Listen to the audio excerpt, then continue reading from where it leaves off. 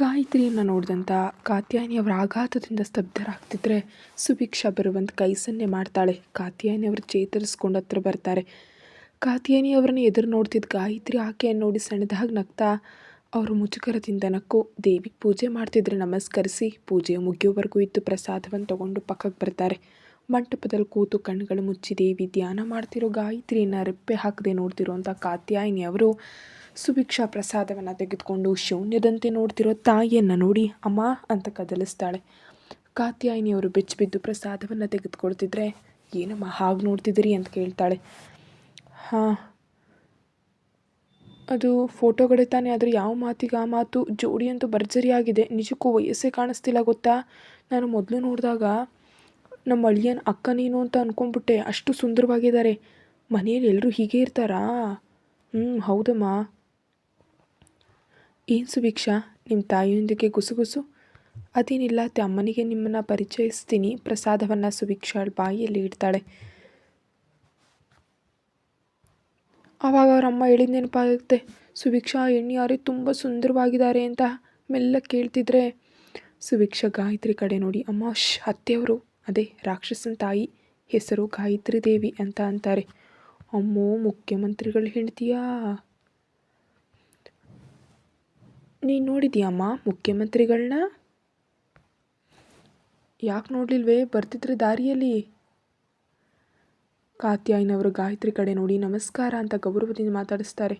ಕಾತ್ಯಾಯಿನಿ ಅವರ ಕರೆಯಿಂದ ಗಾಯತ್ರಿ ಮನಸ್ಸನ್ನು ನೋಯುತ್ತಾ, ನಾನು ನಿಮ್ಮ ನಾದ್ನಿ, ಆದರೆ ಹೇಳ್ಕೊಳ್ಳೋದಕ್ಕಾಗದಂತಹ ಸ್ಥಿತಿಯಲ್ಲಿದ್ದೀನಿ. ಅದಕ್ಕಾಗಿ ಹೀಗೆ ವಿಧಿಯಾಟದಂತೆ ಪರಿಚಯ ಆಗಬೇಕಾಗಿ ಬಂದಿದೆ. ಅದೆಲ್ಲ ನಾನು ಹಣೆ ಬರಹ ಅಂತ ಕೊರಗ್ತಾ ಹೊರಗೆ ಮಾತ್ರ ನಮಸ್ತೆ ಅದಕ್ಕೆ ಅಂತಾರೆ. ಗಾಯತ್ರಿ ಒಳ್ಳೆತನವನ್ನು ಸುಭಿಕ್ಷಾ ಹೇಳ್ತಿದ್ದಾಗ ಕೇಳಿದರೆ ವಿನಃ ಈಗ ಆಕೆಯನ್ನು ಮುಖವನ್ನು ನೋಡ್ತಿದ್ರೆ ಅದು ನಿಜ ಅಂತ ಸ್ಪಷ್ಟವಾಗಿ ಅರ್ಥವಾಗುತ್ತೆ ಕಾತ್ಯಾಯಿನಿಯವರಿಗೆ. ಏನು ಅದಕ್ಕೆ ಆಗ ನೋಡ್ತಿದ್ದೀರಿ ಅಂತ ಅಂತಿದ್ರೆ, ಏನಿಲ್ಲಮ್ಮ, ನಿಜವಾಗಿಯೂ ಸುಭಿಕ್ಷಾ ಹೇಳ್ದಂತೆ ನೀವು ತುಂಬ ಒಳ್ಳೆಯವರಾಗಿದ್ದೀರಿ ಅಂತಾರೆ ಗಾಯತ್ರಿ ನಗ್ತಾ. ನೀವು ಮೊದಲನೇ ಬಾರಿ ತಾನೇ ನನ್ನ ನೋಡ್ತಿರೋದು, ಮತ್ತೆ ಹೇಗೆ ಹೇಳ್ತಿದ್ದೀರಿ? ಕೆಲವರನ್ನ ನೋಡಿದ ತಕ್ಷಣ ಅರ್ಥ ಆಗೋಗುತ್ತೆ ಅಂತಾರೆ. ಹಾಗೆ ನನಗೆ ನಿಮ್ಮನ್ನು ನೋಡ್ತಿದ್ರೆ ತುಂಬ ಹತ್ತಿರದವರಾಗೆ ಒಳ್ಳೆಯವರಾಗೆ ಅಂತ ಅನ್ನಿಸ್ತಿದೆ. ಮುಖ್ಯವಾಗಿ ನಿಮ್ಮ ಮುಖದಲ್ಲಿ ಎಲ್ಲಿಯೂ ಆ ಗರ್ವದ ಛಾಯೆ ಕಾಣಿಸ್ತಿಲ್ಲ ನನಗೆ. ನೀವು ನನ್ನನ್ನು ತುಂಬ ಹೊಗಳ್ತಿದ್ದೀರಿ. ಅಯ್ಯೋ, ನೀವು ದೊಡ್ಡವರು, ನನ್ನನ್ನು ಯಾಕೆ ಗೌರವಿಸ್ತಿದ್ದೀರಿ? ನಾನೇ ನಿಮ್ಮನ್ನು ಗೌರವಿಸ್ಬೇಕಲ್ವೇ ಅಂತಾರೆ ಕಂಗಾಲಾಗಿ. ಅದಕ್ಕೆ ದೊಡ್ಡವರಾಗಲಿ ಚಿಕ್ಕವರಾಗಲಿ ಅದು ಹೊರಗಿನವ್ರ ಮುಂದೆ ಮಾತ್ರ. ನಮ್ಮದು ಬಂಧುತ್ವ. ಇಲ್ಲಿ ನಾವು ಹಣಕ್ಕೆ ತಾರತಮ್ಯ ತೋರಿಸೋರಲ್ಲ, ಬಂಧುಗಳನ್ನ ಪ್ರೀತಿಸೋರು. ಬೇಕಿದ್ರೆ ನಿಮ್ಮ ಮಗಳನ್ನು ಕೇಳಿ.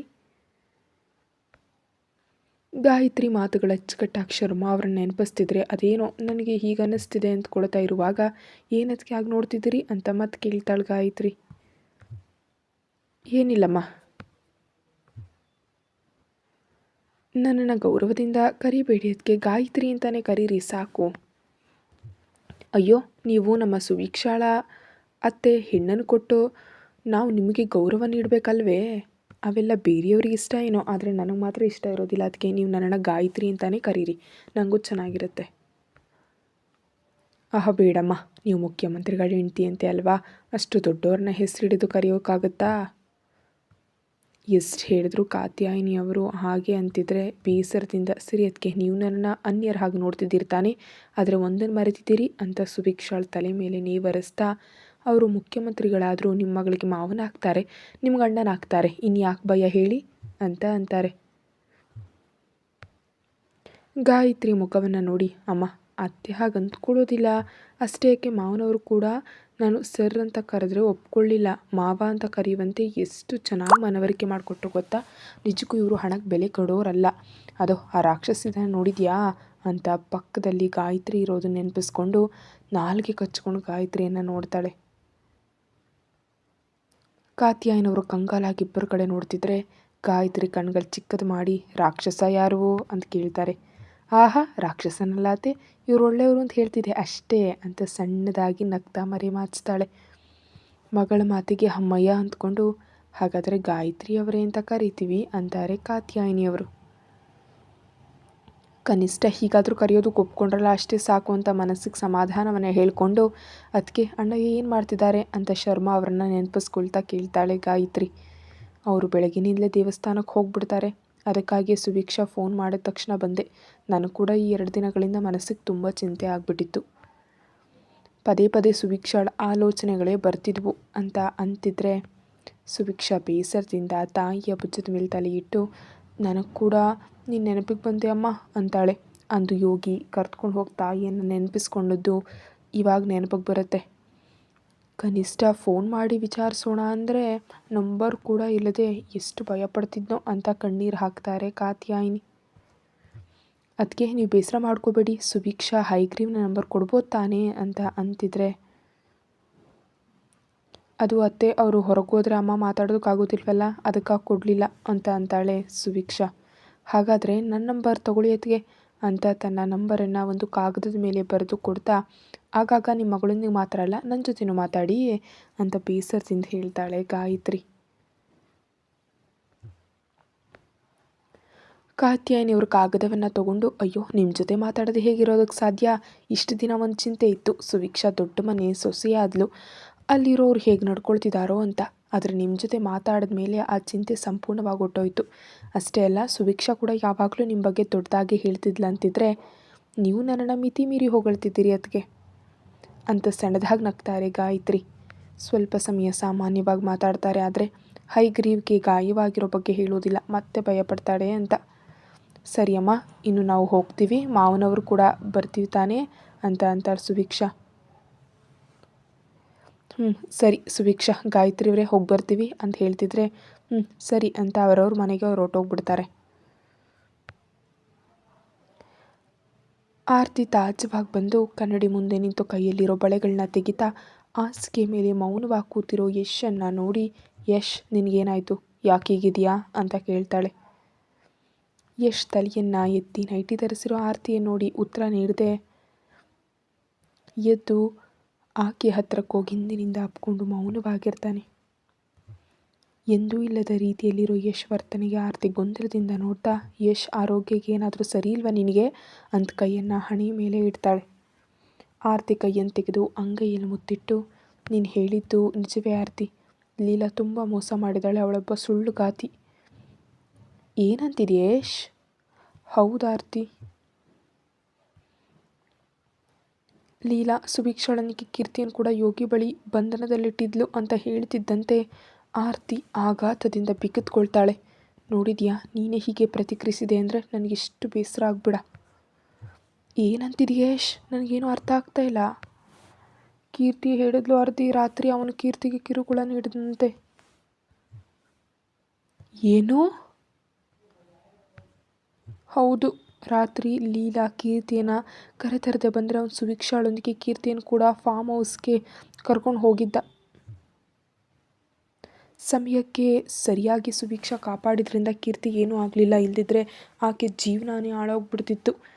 ಅಮ್ಮೋ, ಲೀಲಾ ಕೊನೆಗೆ ಸ್ವಂತದವ್ರನ್ನೂ ಕೂಡ ಬಿಡಲಿಲ್ವಾ? ಈ ವಿಷಯ ಮಾವನವರಿಗೆ ಅತ್ತೆಗೆ ತಿಳಿದ್ರೆ ಎಷ್ಟು ಬೇಸರ ಮಾಡ್ಕೊತಾರೆ. ಛೇ ಅಂತ ಅಸಹನೆಯಿಂದ ಮುಖವನ್ನಿಟ್ಕೊಂಡು ಮೊದಲಿನಿಂದಲೂ ಹೇಳ್ತಲೇ ಇದ್ದೆ, ಲೀಲಾ ಭಾವನವರಿಗೆ ಹೊಂದೋದಿಲ್ಲ ಯಶ್, ಬಿಟ್ಟುಬಿಡು ಅಂತ. ಆದರೆ ನೀನು ಯಾವಾಗಲೂ ನನ್ನ ಮಾತು ಕೇಳಿದೀಯಾ? ಈಗ ಕೊಟ್ಲಲ್ವ, ಚೆನ್ನಾಗಿ ಅನುಭವಿಸು ಅಂತ ಸಿಟ್ಟಿನಿಂದ ಯಶ್ ಅಂತಳ್ಳಿ ಹೋಗಿ ಹಾಸಿಗೆ ಮೇಲೆ ಮುದ್ರಕೊಂಡು ಮಲ್ಕೊಂಡ್ಬಿಡ್ತಾಳೆ. ಆರತಿ, ಧೈರ್ಯ ಹೆಚ್ಚಾಗ್ತಿದೆ ನಿನಗೆ, ನೋಡ್ಕೊಳ್ತಿರೋ ಅಂತ ಯಶ್ ಆಕೆ ಹಿಂದೆ ಬಂದು ಮಲಗಿ ಸುತ್ತಲೂ ಕೈ ಹಾಕ್ತಾನೆ. ನನಗೇನು ಧೈರ್ಯ ಬಂದಿಲ್ಲ, ನಡೆದದ್ದನ್ನು ಹೇಳಿದೆ ಅಷ್ಟೇ ಅಂತ ತಿರುಗ್ಕೊಳ್ತಾಳೆ. ಯಶ್ ಏನೂ ಮಾತಾಡದೆ ಆಲೋಚಿಸ್ತಿದ್ರೆ ಅವನ್ನ ಹಾಗೆ ನೋಡಿ ಕರುಣೆ ಬಂದು, ಯಶ್ ಸಮಯ ತುಂಬ ಆಯಿತು, ಮಲಗು ಅಂತ ಕೈಯನ್ನು ಹಿಡಿತಾಳೆ ಆರತಿ. ಮೊದಲನೇ ಬಾರಿಗೆ ಆರತಿ ಮಾತಿನಲ್ಲಿ ಕಾಳಜಿ ಕಂಡು ಬಂದು ಆಲೋಚನೆಗಳನ್ನೆಲ್ಲ ಬಿಟ್ಟು ಆರತಿ ಭುಜದ ಮೇಲೆ ತಲೆ ಇಟ್ಟು ಮಲ್ಕೊಳ್ತಾನೆ ಯಶ್. ರಿಷಿ ತನ್ನ ಲ್ಯಾಪ್ಟಾಪ್ ಮುಂದೆ ಇಟ್ಕೊಂಡು ಕೆಲಸ ಮಾಡ್ತಿದ್ರೆ ಬಲೆಗಳ ಸದ್ದು ಕೇಳಿಸಿ ಒಂದು ಕ್ಷಣ ನಿಂತು ಭ್ರಮೇನೋ ಅಂದ್ಕೊಂಡು ಮತ್ತೆ ಪ್ರಾರಂಭಿಸ್ತಾನೆ. ಪದೇ ಪದೇ ಬಳೆಗಳ ಸದ್ದು ಹೆಚ್ಚಾಗಿ ಕೇಳಿಸ್ತಿದ್ರೆ ಯಾರು ಅಂದ್ಕೊಂಡು ತಲೆಯನ್ನು ಎತ್ತಿ ನೋಡಿ ಆಘಾತದಿಂದ ಬಿಗಿದುಕೊಳ್ತಾನೆ. ತಿಳಿ ಗುಲಾಬಿ ಬಣ್ಣದ ಸರಳ ಸೀರೆಯಲ್ಲಿ ಕನ್ನಡಿ ಮುಂದೆ ನಿಂತು ತಲೆಯನ್ನು ಮುಣಗಿಸ್ಕೊಳ್ತಿದ್ರೆ ಕೈಯಲ್ಲಿ ತುಂಬಿಕೊಂಡಿರೋ ಬಳೆಗಳು ಲಯಬದ್ಧವಾಗಿ ಆಡ್ತಾ ಸದ್ದು ಮಾಡ್ತಿದ್ವು. ಒಂದು ಕ್ಷಣ ಇದೆಲ್ಲವೂ ಕನಸು ನನಸು ಅಂತ ಗೊಂದಲದಲ್ಲಿ ಬೀಳ್ತಾಳೆ ರಿಷಿ. ಕೀರ್ತಿ ತಲೆಯನ್ನು ಒಣಗಿಸ್ಕೊಂಡು ಕೂದಲಿಗೆ ಕ್ಲಿಪ್ಪಿಟ್ಟು ಅಲ್ಮೇರ ತೆರೀತಿದ್ದಂತೆ ಬಟ್ಟೆಗಳ ಹತ್ರ ಇರೋ ತಾಳಿಯನ್ನು ನೋಡ್ತಾಳೆ. 14ನೇ ದಿನದ ಹಬ್ಬದಂದು ತಾಳಿಯನ್ನು ಬದಲಾಯಿಸೋದ್ರಿಂದ ಫ್ಯಾಷನ್ ಅಂತೇಳಿ ತಾಳಿಯನ್ನು ತೆಗೆದು ಮೂಲೆಯಲ್ಲಿ ಎಸೆದಿದ್ಲು ಆಕೆ. ಈಗ ಅದರ ಬೆಲೆ ತಿಳ್ಕೊಳ್ಳೋಷ್ಟರಲ್ಲೇ ತಾಳಿಯನ್ನು ಹಿಡ್ಕೊಂಡು ತನ್ನನ್ನೇ ನೋಡ್ತಿರೋ ರಿಷಿ ಕಡೆ ತಿರುಗ್ತಾಳೆ. ರಿಷಿ ದೃಷ್ಟಿಯನ್ನು ತಿರುಗಿಸ್ಕೊಂಡು ಮತ್ತೆ ಲ್ಯಾಪ್ಟಾಪ್ ನೋಡ್ತಿದ್ರೆ ಅವನ ಮುಂಭಾಗಕ್ಕೆ ಬಂದು ಬಾವಾ ಅಂತ ಕರೀತಾಳೆ. ಮಧ್ಯಾಹ್ನದಿಂದಲೂ ಸಾಲ ಕೀರ್ತಿ ನೀಡ್ತಿರೋ ಆಘಾತಗಳಿಂದ ಹುಚ್ಚು ಹಿಡ್ದಂತಿದ್ರೆ ಈಗ ಹೀಗೆ ಸೀರೆ ಧರಿಸಿ ಇನ್ನೂ ಸ್ವಲ್ಪ ಹುಚ್ಚು ಹಿಡಿಸ್ತಿರುವಂತ ಅನಿಸಿ, ಯಾಕಂದರೆ ಮದುವೆಯಲ್ಲಿ ಒಮ್ಮೆ ಮೊದಲನೇ ರಾತ್ರಿ ದಿನ ಮತ್ತು 16ನೇ ದಿನದ ಹಬ್ಬದ ದಿನ ಈ 3 ಬಾರಿ ಮಾತ್ರ ಕೀರ್ತಿ ಸೀರೆಯಲ್ಲಿ ನೋಡಿದ್ದ.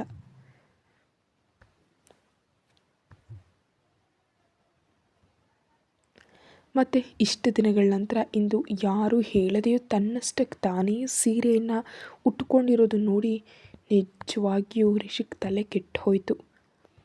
ಬಾವಾ ಅಂತ ಕೀರ್ತಿ ಮತ್ತೊಮ್ಮೆ ಕರಿತಾ ಇದ್ದಂತೆ ಚೇತರಿಸ್ಕೊಂಡು ಏನು ಎಂಬಂತೆ ಆಕೆಯನ್ನು ನೋಡ್ತಾನೆ. ಅದು ಬಾವಾ, ಇದನ್ನು ನನ್ನ ಕುತ್ತಿಗೆ ಕಟ್ತೀಯಾ ಅಂತ ತಾಳಿಯನ್ನು ತೆಗೆದು ತೋರಿಸ್ತಾಳೆ. ಅದರ ಕಡೆ ನೋಡಿ ಬೇಡ ಅಂತ ಎಸೆದ್ಬಿಟ್ಟಿದೆಯಲ್ವೇ, ಮತ್ತ್ಯಾಕ ಭಾರ ಅಂತ ಹೇಳ್ತಾನೆ. ಆಗಾಗ ಭಾರ ಅಂದ್ಕೊಂಡ್ಬಿಟ್ಟಿದ್ದೆ ಅವಾಗ, ಆದರೆ ಇದು ಎಷ್ಟು ದೊಡ್ಡದಂತ ಇವತ್ತೇ ಅರ್ಥ ಆಯಿತು. ಅದಕ್ಕಾಗಿ ಇನ್ನು ಎಂದಿಗೂ ತೆಗಿಬಾರ್ದಂತ ನಿರ್ಧರಿಸಿದ್ದೀನಿ. ದಯವಿಟ್ಟು ಕಟ್ತೀಯಾ? ರಿಷಿ ತಾಳಿಯನ್ನು ಪಡ್ಕೊಂಡು ಎದ್ದು ನಿಂತು, ಯಾಕೆ, ಏನಾಯ್ತು ಕೀರ್ತಿ, ಏನಿಷ್ಟು ವಿಚಿತ್ರವಾಗಿ ವರ್ತಿಸ್ತಿದೆಯಾ?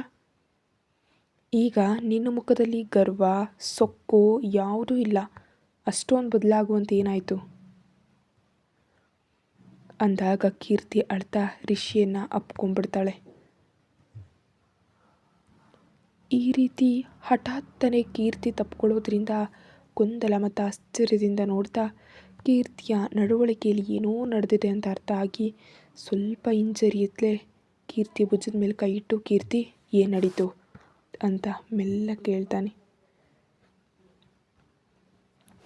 ಕೀರ್ತಿ ಅಳತ್ಲೆ, ನಿನ್ನ ಬೆಲೆ ಏನಂತ ತಿಳಿಯಿತು ಬಾವಾ ಅಂತ ಅಂತಾಳೆ. ಆಕೆ ಮಾತಿಗೆ ಹುಚ್ಚು ಎಲ್ಲೇ ಮೀರ್ತಿದ್ರೆ ನಿಜಕ್ಕೂ ಏನು ನಡೀತು ಕೀರ್ತಿ ಅಂತ ಮತ್ತೆ ಅಸಹನೆಯಿಂದ ಕೇಳ್ತಾನೆ. ಕೀರ್ತಿ ಇನ್ನು ಅಳತ್ಲೇ ಇದ್ದಾಗ ಆಕೆ ಭುಜ ಹಾಗೂ ಕುತ್ತಿಗೆ ಮೇಲೆ ಕಪ್ಪಾಗಿರೋ ಗುರುತುಗಳನ್ನ ನೋಡಿ ಅನುಮಾನಗೊಂಡು, ಕೀರ್ತಿ ನೀನು ರಾತ್ರಿ ಇಡೀ ಮನೆಗೆ ಬರಲಿಲ್ವಾ ಅಂತ ಮತ್ತೆ ಕೇಳ್ತಾನೆ ಡೌಟಿಂದ. ಕೀರ್ತಿ ತಲೆಯನ್ನು ಅಡ್ಡಡ್ಡವಾಗಿ ಆಡಿಸ್ತಾಳೆ. ಛೇ, ಏನು ನಡೀತು ಅಂತ ಹೇಳು ಅಂತ ಕೀರ್ತಿಯನ್ನು ದೂರ ತಳ್ಳೋದಕ್ಕೆ ಹೋಗ್ತಿದ್ರೆ ಕೀರ್ತಿ ಮಾತ್ರ ರಿಷಿಯ ಶರ್ಟನ್ನು ಬಿಡದೆ ಗಟ್ಟಿಯಾಗಿ ಹಿಡ್ಕೊಂಡ್ಬಿಟ್ಟು ರಾತ್ರಿ ಲೀಲಾಳೊಂದಿಗೆ ಪಬ್ನಲ್ಲಿ ನಡೆದದನ್ನು ಹೇಳೋದಕ್ಕೆ ಪ್ರಾರಂಭಿಸ್ತಾಳೆ. ನೃತ್ಯ ಮಾಡ್ತಿದ್ದಂತಹ ಕೀರ್ತಿಯ ಕೈಯನ್ನು ಹಠಾತ್ತನೆ ಯಾರೋ ಹಿಡಿತಾ ಇದ್ದಂತೆ ತಲೆಯನ್ನು ತಿರುಗಿಸಿ ನೋಡ್ತಾಳೆ. ಯೋಗಿ ನಗ್ತಾ ಆಕೆಯನ್ನೇ ನೋಡ್ತಾ ಇದ್ರೆ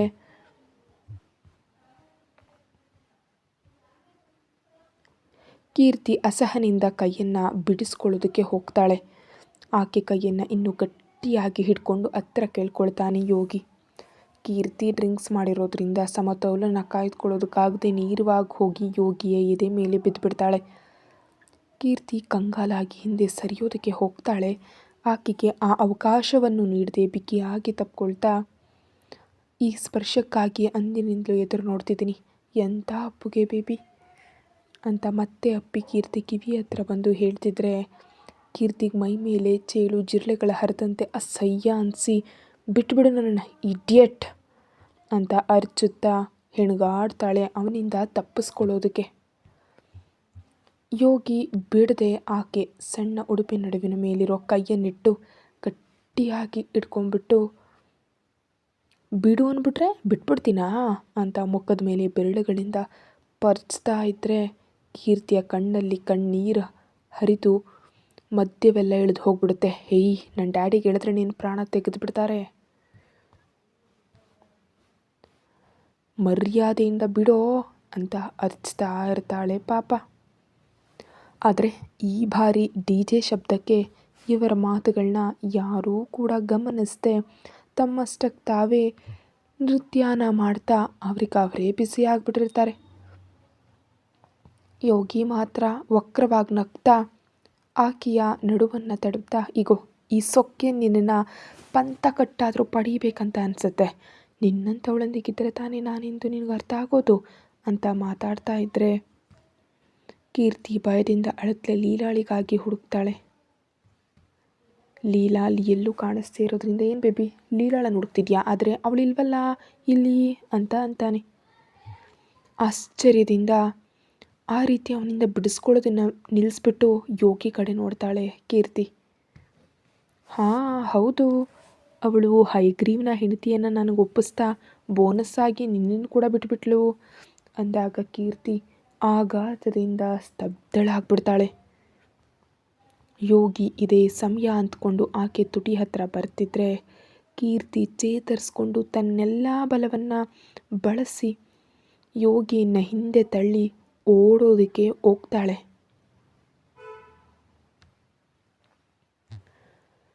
ಆದರೆ ಆಕೆ ಕೂದಲು ಹಿಡಿದು ತಡೀತಾ, ಎಲ್ಲಿಗೆ ಹೋಗ್ತಿದ್ಯಾ, ಇವತ್ತು ನಿನ್ನ ಸೊಕ್ಕನ್ನು ಇಳಿಸೋವರೆಗೂ ಬಿಡೋ ಮಾತೇ ಇಲ್ಲ. ಬೈದಿವೆ ಈ ಉಡುಪಿನಲ್ಲಿ ತುಂಬ ಹಾಟ್ ಆ್ಯಂಡ್ ಸೆಕ್ಸಿಯಾಗಿ ಕಾಣ್ತಿದ್ಯಾ ಬೇಬಿ, ಇಷ್ಟು ಸೌಂದರ್ಯ ಕಣ್ಣು ಮುಂದಿದ್ರು ಆ ರಿಷಿ ಮಲ್ಕೊಂಡಿದ್ದಾನಲ್ಲ ಅಂತ ಅಸಭ್ಯವಾಗಿ ಮಾತಾಡ್ತಾನೆ.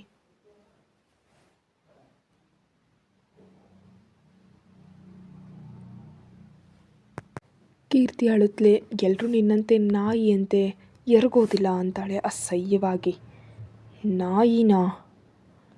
ಓಕೆ, ಇಂದು ಆ ನಾಯಿಯೇ ನಿನ್ನ ಜೀವನವನ್ನು ಹೇಗೆ ಕಚ್ಚಿ ತಿನ್ನುತ್ತೆ ನೋಡೆ ಅಂತ ಜೇಬ್ನಲ್ಲಿದ್ದ ಪ್ಲಾಸ್ಟರ್ ಎಳೆದು ಕೀರ್ತಿ ಬಾಯಿ ಕಟ್ಟಿ ಕೈಯನ್ನು ಹಿಂದೆ ಮಡಚಿ ಹೊರಗೆ ಎಳ್ಕೊಂಡು ಹೋಗ್ಬಿಡ್ತಾನೆ.